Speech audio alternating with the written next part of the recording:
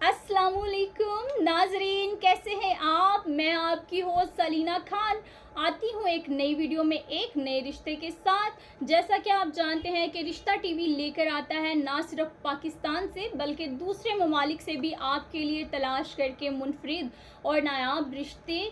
और आप घर बैठे ऑनलाइन अब रिश्तों की सहूलत आपको मैसर है, आपको कहीं भी जाने की ज़रूरत नहीं है। और आज जो रिश्ता मैं आपके सामने अनाउंस करने जा रही हूँ वो भी एक लड़की का रिश्ता है और इसका कोड है B642 और लड़की की उम्र है 21 साल, कद लड़की का 5 फुट 5 इंच है, तालीम इनकी BA है, भाई एक हैं, ज़ात से ये मालिक हैं और एक ही इनकी बहन है। वालिद साहब इलेक्ट्रिशियन का काम करते हैं, मुल्तान शहर से इनका ताल्लुक़ है और इनका अपना ज़ाती घर है। आप में से जो कोई भी इस रिश्ते में इंटरेस्टेड है वो हमारे दिए गए व्हाट्सएप नंबर पर राब्ता करके